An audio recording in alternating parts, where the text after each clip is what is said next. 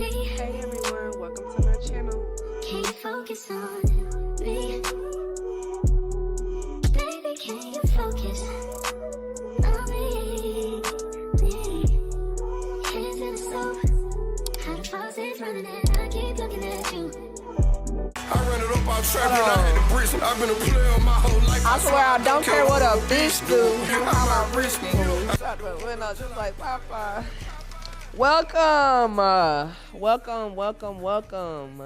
Welcome back to the Pretty Candid Podcast with your host, me. Yeah. Do I not know who I am today? I don't know who I am today, y'all.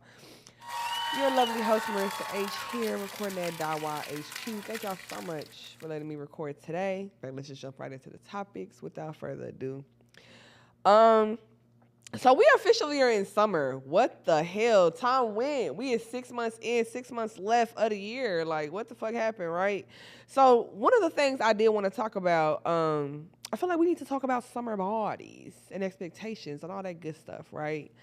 So let me say this too. This is not necessarily like a conversation about losing weight or like not being thick enough or like none of that. This is not that. I more so want to talk about it because I think it kind of put pressure on people, right? We need to stop doing the summer body expectation, y'all. Look, if it was February and you was getting your eatery on, it is what it is, baby. Like, I'm not telling you not to be on health and wealth. That is great, right? If that's what you want to be on and it's working for your schedule, it's working for your life, cool, great, right? Some people are more disciplined. Some people are more consistent. Some people have different, time schedules, conflict, things happen, right? But I do kind of want us to stop doing like the whole, like, oh, my summer body and this is all you're going to get. Baby, it is what it is and we love it. And you need to love it more importantly.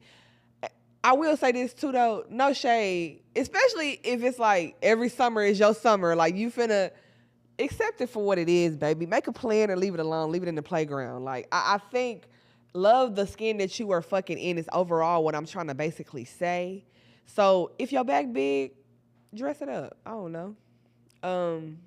If you feel like, you ain't got no ass, put on a little skirt around it, around your little bikini thing and make it look all nice and glittery. So your ass is flat, but it's nice and plump in that. You see what I'm saying? Enhance it. Let's work on enhancing things naturally that we could just, 1-2 real quick. Nothing too crazy. Like, what do that mean, really? Summer ready? If you really think about it, what the fuck, where did that shit come from? Like I always fucking tell y'all, social media, right? I think obviously summer ready is saying like the body is slimmer, it's more fit, it's more appealing to the eye, to the clothes you're wearing, especially during the summer because it's so damn hot. You in the water, you doing stuff, right? Right. Here's the thing though. I feel like a lot of times when not you, but people, when they start doing stuff like that and the summertime do roll around, I feel like it then becomes like comparison culture. It kind of becomes a thing of like, well, I don't look like this, so I can't wear that. And if I look like this, then I would wear that. Wear what the fuck you want to wear. Because here's the thing. If you was to drop 40 pounds tomorrow and you put on that new bikini and that ass sitting up right, them yitties is up, it's going to be a nigga, bitch, somewhere. Ooh, I didn't have to cuss. Damn, we only a couple of seconds in. Whatever. It's going to be a nigga or a bitch somewhere that's like, that bitch, she a hoe. She dressed like a skank, right? She dressed like a slut. She burnt, right? Whatever. And it's going to be a hoe somewhere like, she feel like they're going to talk shit either way. Wear what the fuck you want to wear. And I ain't even saying that for like the bigger women plus size. I'm not even saying that just for us. In general, I know plenty of women way thinner than me, insecure as fuck about their body. They be having that summer ready kind of propaganda going on in their mind. So I said all that to say, who gives a fuck? Like, wear what you want to wear. If you on that journey and that's working for you and that's what you like, maybe Marissa, fuck what you said, I'm gonna lose this weight and I'm gonna put it on and I'm gonna do your shit. If you decide, no, I just left nothing but cake, I'm finna tear this shit down, I don't give a fuck. That's great too. Love the skin you in no matter the season is what I'm basically trying to tell y'all. I'm doing a lot of hee-hee-haws in between. Love the skin you in. Because can't nobody else fucking love it and adore it if you're not doing it off the muscle. And it's easy to tell when you're not. I want y'all to know that too. It's easy to tell when you're not secure and confident in what you are, especially physically. Like, internally, absolutely, get that shit straight. But as far as this conversation goes, I'm knocking the shit out this stand, ain't I? As far as this conversation goes, though, love the skin you in, love the body you have. Try new shit with your clothes. Do whatever you need to do. Lose the weight if that's what's working for you and that's what you want to do. But get out of that stigma of, oh, I need to be summer ready. Oh, my body not ready for summer. This the body y'all gonna get. And they gonna love the body anyway. That's the thing. That's the tea. You know what I'm saying? I want to touch on that real quick since we kind of are officially up in summer and it's hot as fuck. And I'm really saying that too, cause I don't really care. Do I care? I don't give a fuck. Never mind. I was finna say y'all finna see me in like skin out, back big. Back is gonna be out though. It's hot. Sorry. Rewind. Stop trying to change the narrative people have of you in their head already, right? Let them read that book. One thing that I think I'm starting to get to, because I'm starting to be in like my mid-30s, I think one thing that's really been just a thing for me in the last year and a half is it don't matter. You could be the villain, a gutter snipe as a grimy motherfucker, right? Or you could be top of the top, creme de la creme, the hero, the GOAT. The everything, doing your shit, minding your business, drinking your waters and teas, staying up out the bullshit, making your money, loving on your people. In some way, somehow, somebody is going to still find a way to make you the bad person in that. In some type of way, whether it be through action that you did, something you said, what you are. The narrative is going to be made either way, right? And this is not always a thing, but I'm saying with specific people. So, like, if you got that one crazy homegirl childhood friend, homeboy childhood friend, and they seem to always find something to kind of you about, baby, you can't do shit. It don't matter if it's a lover, family. But let me say this too, especially if it's like anything in that realm, like a family member, lover, things like that. You literally, them is supposed to be some of the people that know you the best. So imagine they supposed to know you the best, but the narrative that they keep fucking spinning about you is that you're this and you're that. Something that's totally not your get up, not your shit at all. But because they don't like what you're doing, they don't approve of how you're moving, they don't like what you are, that narrative is spun, right? I feel like, for instance, with me, I think a lot of times I get this narrative that like I'm rude or like I'm mean, I'm not approachable, right? Which is the furthest from the truth. Anybody that know me know like I'm friendly as hell, love to talk, can meet you in the grocery line and will talk your head off, right? Having said that, I think the reason why I never really give a damn about that narrative is because like my character speaks so loudly. You know what I'm saying? And I think that more people should start looking at it that way. I think that it's very easy to get caught up in situations, especially when it's people like that you love or like that you've known for a long time. I think it's easy to get caught up in situations where it's like, damn, you literally have it all wrong about me. I thought you knew me. I thought we were like this and like that. And you have this idea of me that's not me at all. So how could you really know me, right? You have put it in your mind that this is what I am, who I am, what I'm doing, whatever the case is. Even if I have proven that that's not the case, or I've shown you that that's not the case, or you know that that's not the case, sometimes people, when they not right within, when they're not all the way well, or they battling their own things, or they haven't come to terms with certain shit, the narrative fits you too well, so I'm gonna let it stick. That's what it is. And I think once I start figuring out like that's how that goes sometimes with people, I used to be very much one of them people like, I don't want you to feel like that about me. I don't want you to think that about me because that's not who I am and that's not what I'm on. I can't help that though. Especially if I know, me and God know, and I ain't gonna lie, me, God, my mama, definitely, we know that I'm not on that and I'm cool, I'm chill, I'm not being no type of way, whatever. I don't care about it. Whether it be a lover, friend, anybody, coworker, family member, I don't give a damn. Like, You literally got to let people write that book. They wrote that narrative in their mind. Let them write that book. Let them read it, write it, and read it. I don't give a damn. Especially when I think it would make it easy for me, because I know sometimes it could be hard to like be like, damn, they have an image of me like this. I think the thing that make it easy to press on is you can spend a lot of time on what they think. You can spend a lot of time on that and not get that time back. Or you could pivot and you could put that time into something that's meaningful, what you've been working on that they mad about. You could pour it back into you, give yourself grace, give yourself all of the things, right? And that's more productive and more conducive to what you are more than likely trying to do than focusing on how somebody feel about you, the narrative they painted, and how they treating you after they done made that narrative. Let it be. Let it rock out. Let it rock out. I don't know. I feel like everybody is starting to get in a season where they starting to realize their tribe, their people who love them, what they worth, what they're trying to achieve. And I think it's important to like let things like this that's kind of like minuscule, like very, it can become a bigger thing emotionally, because everybody got feelings, right? However, I think it's very tricky.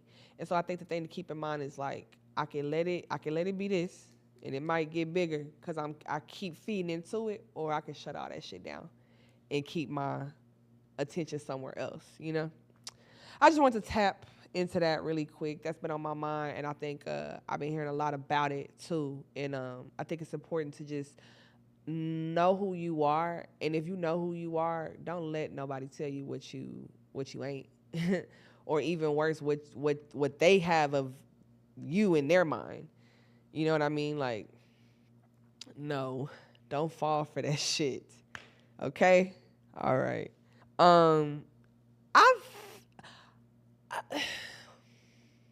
I struggle with this, right? And I know you're going to be like, I seen you do it. But like, I'm starting to feel like everything has to be content or is content, right?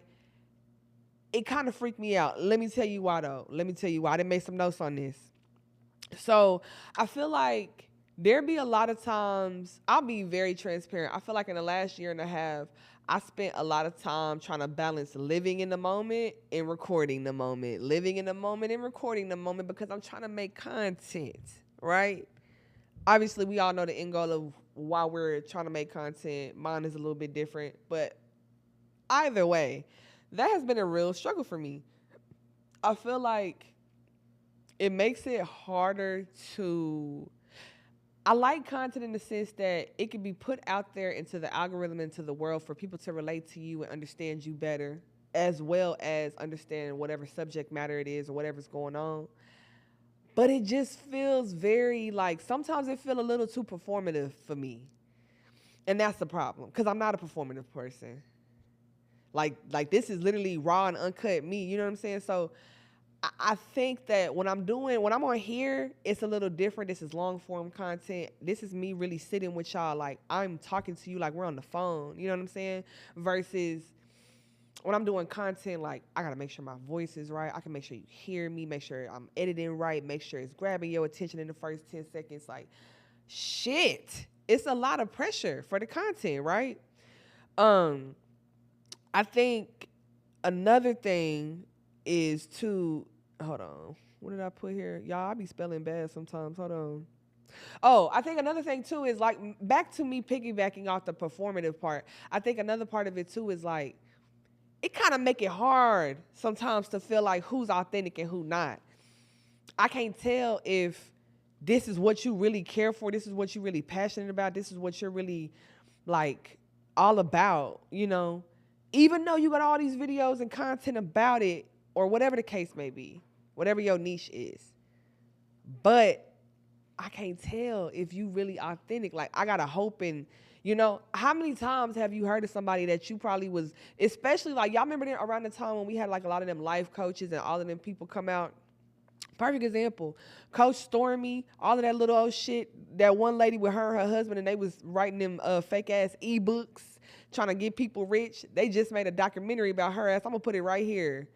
Right, like it make it hard to tell who's authentic, even if it's not stuff like that, like life coach stuff. Like it could just be regular like lifestyle stuff, mom content. Like I swear to y'all, and my weird radar already be up, you know. So it make it hard for me as far as like I can't tell what's authentic and what's performative, and I don't like that sometimes, right? Because especially when I watch content, if I like your content and I resonate with it in any kind of way, whether I think it's cute, I like it, it made me feel something, I'm a follow and I'm gonna engage with your stuff. The minute I feel, you know, and it's like, I think another thing too about the content is when networking, it can get tricky. There's a lot of people who have good collabs, right? And I think that's like the plus side to it. You meet a lot of people, you come across a lot of great opportunities, right? Let's do that. It's a pros and cons list at this point, right? So there's a lot of pros to content. Obviously, like everybody, and that's another thing too. A lot of people are wanting to make the content a hobby, a job, and monetize off of it. Whether they start off small, nothing, and go higher, however it may go. And while I think that that's lit, I really give a lot of respect and dues to any content creator that made any type of coin off of doing their content straight up like, hey, I got behind that camera and it's me. I give them so much, you know what I'm saying? But at the same time, it just felt like a new wave. And I think for me, because I feel like I am very transparent and authentic and all of that, it be making it kind of like, I want y'all in my business, but not too much in my business. I think it's a certain way to do it. I'm still finding my footing in making content and stuff like that. But sometimes it do just feel like everything is content. And then they even say that in the videos on TikTok. You ever be scrolling and everything is content. Post a video. Damn, hold on. No, I don't like my voiceover. I don't like how I edit it. I need to go back. I'm tired today. Whatever the case is, you know? Hold on. Let me say this about content, too. I think, too, it gets sticky when, like, you know people that make content and you make content or like, other people that you know, like your friend group, whatever, they don't make content. They don't really get it. But, like, you do, and, like, the support of it, that shit, like, it's like another pillar to it. Like, I just hate that. And I don't be liking to have conflict for real. I don't mind it. I actually welcome it. But I really don't like to, you know, oh, support this, support that, and then they don't support, and then you don't support, and it's like a support it's just too much, you know, with the content sometimes. But I do think, like, it's going to be an everlasting thing. I can't see it really just dying out unless AI just do some weird shit. They already doing weird shit. I don't know. Next topic. Gets the best version of you, right? I wanted to talk about this because I do think that most of us put our good foot forward, you know, and we try to present our best selves, whether that's at work, at home, in relationships, friendships, organizations, whatever the case that is, right? However, I think that we oftentimes try to make sure, especially if you're a mommy or a daddy, like, you're trying to make sure your best presenting self for your child. You know, you their first hero. So you are a role model. You are a built-in role model. You know what I'm saying? And you have to showcase things to let them know this is how you do this. You have to show them the way of life. You're a parent, you know? I think especially when at work, especially if like you're like climbing a ladder or you're trying to break into a new industry, whatever the case is, you do tend to try to show up just as your best self all the time, right? Some people call it like a work persona, you know, who when you leave and you clock out at 4, that might not be you no more. But while you're clocked in, 7 to 4, that's who you are, you know? But I do think that we sometimes don't give ourselves the best versions of ourselves, right? A lot of times you could neglect your mental, right? So you can neglect that you've been having this on your mind and you need to get it out and you need to somehow, some way deal with it. So now we done leaked into emotional because you're not dealing with it because you trying to do this and that and you got this on your plate and taking care of this and the baby and work needs this and I got to do this and I promised them I would show up. And I think that we are oftentimes very busy with trying to present our best selves and show up for people and show up for things and opportunities and stuff. But sometimes starting with us is important. I think give the best version to give the best version of yourself to yourself very frequently, if not all the time.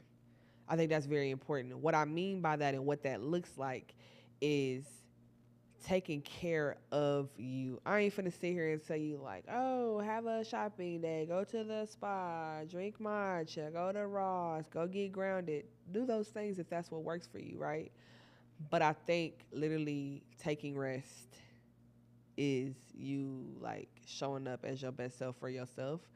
I think you actually having the capacity and time to kind of just think. When I say think though, like think and maybe strategize, or like think and just feel, think and just think, shit, think and write, whatever the case is. I think sometimes solitude, I know for me, I'll say solitude works for me because it just gives me the opportunity to kind of sit with myself and gather everything, you know. While everything moving around me, I get time to just sit with me and figure out what the hell going on, you know. And like I'll be transparent, like I haven't been doing that. I've been so busy. I've been having so much going on. Every month, literally every week is filled with something. I've been recording a lot, you know, and so I feel like have I been showing up as my best self? For me, maybe like 60%. But that 60% is not 100%. So that 40% that's missing is showing up in other ways. You know what I mean? So I'm lacking with myself in other ways. So yeah, I'm showing up for everything else, but then like I'm super tired. I can't do things that I need to do for myself. I don't have the energy to. I don't have the desire to. You know, things like that. So I think please, please, please, like pour into yourself for sure, but showing up as your best version of you, because if you give the best version to everybody else, why can't you give it to you? You are priority. Make yourself a priority. I think that's been on my mind too, like just to be a little bit more selfish with my time and with my wants and things that I need and things like that. Even if it's not monetary or if it's not like just, I think time away from things that require me to show up as my best self a lot help me pour back into myself and be the best self for myself, if that makes sense. That was a lot of selves, y'all. So I just wanted to touch on that really quickly. I don't know if everybody's healing or just rebranding. Okay, so y'all remember whenever, like a couple episodes ago, I was talking about therapy buzzwords and everybody and the healing and transitioning and traumatic experiences and narcissistic people. Remember, we was talking about that. Okay. Here's the thing. I think that a lot of people are like, this is going to sound, a lot of people are healing. In fact, they are, right? But I do think it is like a good batch that's like, I'm not really healing, I'm working. Does that make sense? So then like the working becomes into a rebrand. Like I'm finna be this new person. I'm finna go about life a different way, which I think is healthy, right? But I feel like healing and the rebrand go hand in hand. So I feel like you can't have the rebrand without the healing, and I feel like if you're going to heal, eventually you turn into the rebrand, which can also be seen as like a transition, right? So let's kind of dive into that a little bit more. I think with rebranding, it give very much about aesthetic. It give very much about what something looked like, how it seemed, and then it's also like, I want to be impressionable to an audience or something, right? Because, like, be real. When have you ever heard somebody be like, yeah, I'm about to rebrand my whole life? You ain't. You didn't see that shit on the internet. You didn't see somebody post that. Or like, you know, you rebrand a business. You know what I'm saying? I mean, you can rebrand a life, right? But I think that, like, the healing part of it is missing. And it's very evident. So when y'all be saying, like, oh, I'm going to rebrand my life, you can absolutely do that. But, like, what's the root cause? What's making you feel that way? What did you leave? What did you lose? What did you gain? What happened? What transpired? What transpired that made you feel like, oh, yeah, rebrand needed. Finna get on that. Something that requires some damn healing, I'm sure. I'm sure of it. And I think people be thinking like, I didn't go through no breakup. I didn't lose my daddy or mama or nothing like that. It's nothing like that. Okay. You might have been overlooked for a position at work and it made you kind of resurface some abandonment issues or feeling like not chosen, and you need to tap into that shit so you don't carry nothing. It could be shit like, you know what I'm saying? A lot of things I think that require you to rebrand and make you feel like you need to start over. And let me say this. This is not me shitting on the rebrand. This is my fourth life. No shade. However, I went through my healing to get to that. I went through some storms and healing to get to that second life and the third life and the fourth life. I might be down for a fifth one, but after that, I'm cool. But what I'm basically saying is that's not the issue. The rebrand there's no problem with that. I think it becomes a problem whenever the healing don't come into play, right? So, and another thing is too, I think it's like, I'm not with the theatrics. Let me say that too. Like the whole like performative shit online, and I don't get into that. I don't like that. I think it's stupid. Like I hate the fact that we got followers on Facebook. I hate the fact that like it's followers on Instagram, because that shit shouldn't matter. When we had MySpace, it was a top 8, and that's what really mattered, because it was supposed to be like your core circle. All of this other stuff, it shouldn't even really matter. Go through some like traumatic shit, or like, and everybody know about it, or you go through some shit and like a couple people know, or it end up on the internet or some shit. It be the rebrand shit later, like, oh, about to rebrand, my whole rebrand about to go crazy. Rebrand finna be so T, this, that, and the third. Baby, is we talking to the lady? Is we journaling in the book? Is we praying to God? Because we gonna have to get through some layers before we can like do an official rebrand. You know what I'm saying? I feel like the rebrand low key be like the end mark. Like, ta-da, this is what I did. Like, God, like, look what I made again. You know? I don't know. I could be tripping. Tell me what y'all think. I think that in order to have like a life rebrand, you do have to go through some healing, because it's the root cause as to why you feel like that's needed now. You know what I'm saying? And I think that's important. Even if it's just like, I feel like life is moving funny and that's why. Okay, but let's get into that. Let's get into why you think that and why you feel that, and like let's kind of touch on that and heal that and bandage that up and get it right, and then we can move on to the next part. I think that rebrand shit is very performative online. I'm gonna just say that. I do. And a lot of times when people be doing it, it be when like some shit then went like horribly bad publicly, and then they try to come back. Almost the equivalent to like a business having bad shit, and then they try to come back and be like, oh, we back. You know, like, what happened? You know, people want to know. Like, no, I don't like that. I don't like that. Thing about it, y'all, when I be writing my notes, my mind just be, right? So my last one was, do you know who you really are without an audience? One more time for those in the back. Do you know who you really are without an audience? Do you? Now let's talk about some of my things I wrote down. So here's the thing, just like we was talking about the rebranding, right? I think that a lot of times and a lot of people create personas online, whether that be for business, entertainment, whatever the case, content, you know, whatever, right? And I think that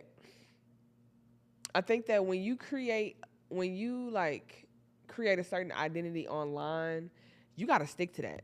Especially like if it starts gaining like traction and engagement, like you feel like embedded in that shit, like you have to stick to it. Right. Follow me. So then if that's what you're doing, right, and you kind of have this online persona and it's working for you for whatever the case is. So whether that be you making content, you trying to sell a product, whatever the case is, right? That's great. That's fine. Do I personally agree? Not all the way, but who cares what I think, right?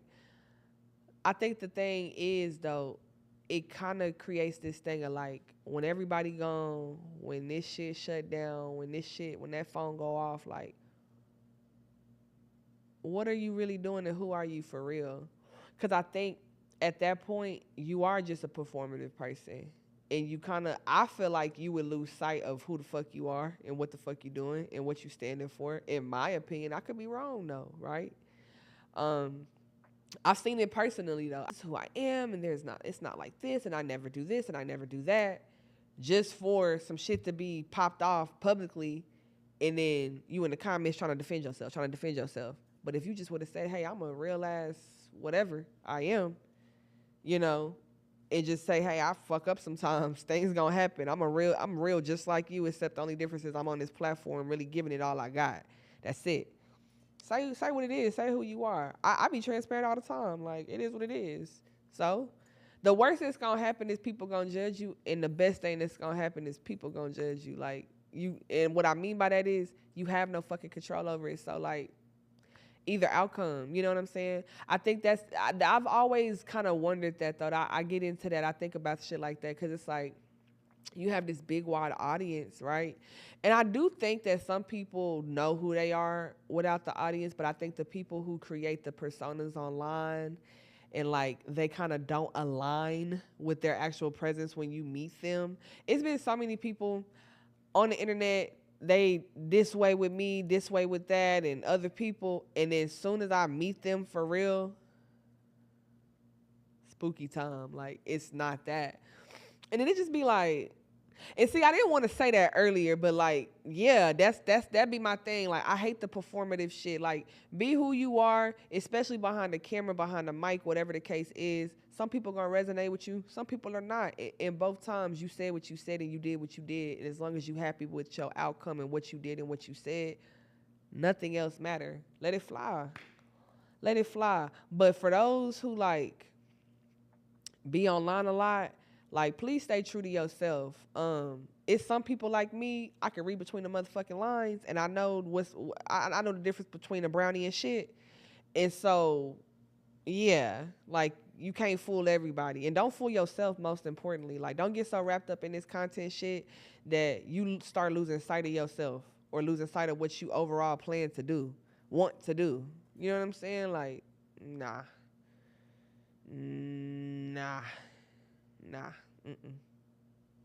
And that's all I wanted to say. Stay tuned. I have a lot of new stuff coming up. If you are still here, get to the end of this episode. Let me know about anything that I talked about. What you think? How you feeling? Do you feel like online stuff is performative? Do you even like watching content other than this? Okay. Also, if you are still here, make sure to tune in to my spicy Patreon, where all the Pretty Candid After Dark stuff be at, and the ebook for all of the candid cocktails, and the behind the scenes of a lot of footage that I have left out of a lot of different episodes. So without further ado, thank y'all so much for tuning in. I love y'all. I'll see y'all next time. Focus on me. Can you focus on